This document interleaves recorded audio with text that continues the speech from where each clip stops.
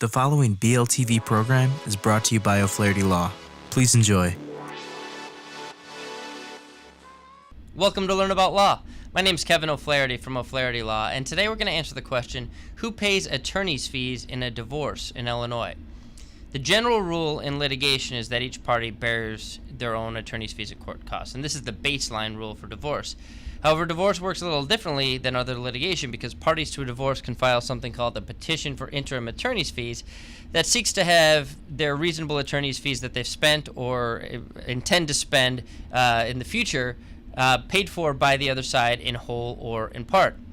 Courts will award attorney's fees after these petitions are filed in an amount necessary to allow the petitioner to participate adequately in litigation if two things are true. If the petitioner lacks sufficient access to income or assets to pay their own attorney's fees, and if the respondent has the financial ability to pay those attorney's fees. So if the respondent to the petition has the money to pay and the petitioner does not, the courts will award attorney's fees in an amount necessary to basically level the playing field. And the goal is to avoid allowing one party to have a financial advantage over the other in the litigation.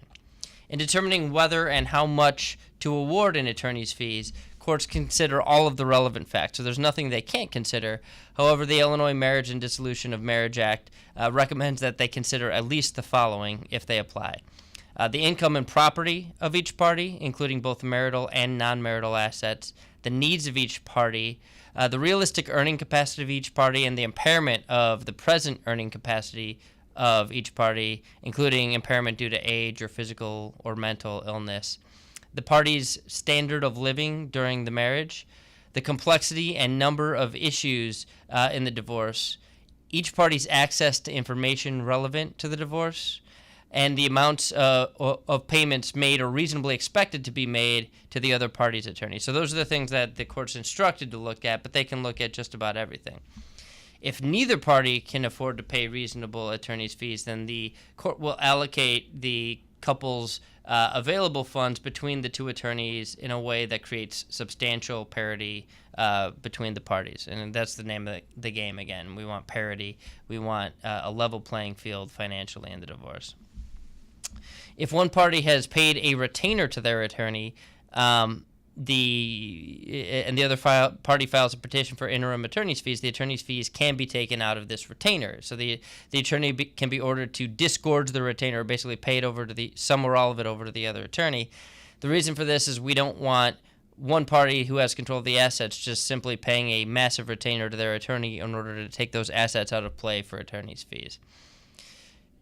The impact of attorney fee petitions throughout the course of a divorce on asset division is kind of like a down payment on the asset division. So at the end of the divorce, assets and liabilities are divided between the parties, and the court will consider the amount that's actually been paid along the way in interim attorney's fees.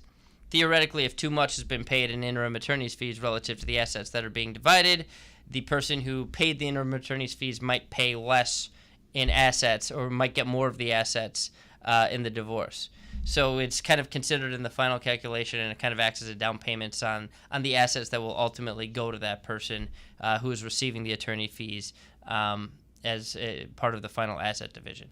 So if you have any questions, you can leave them in the comment section below this post at learn-about-law.com or below the video on our YouTube station. If you found this helpful, please subscribe to us on YouTube, iTunes, and SoundCloud, and you'll be notified of our daily article and video topics. You can also subscribe to our email list at learn-about-law.com, and you'll be emailed links to our topics that we're posting. If you need some help, give us a call at 630-324-6666. That's 630-324-6666. We offer free consultations in many areas of law, and we have offices all around Chicagoland for your convenience. Thank you so much for watching and listening.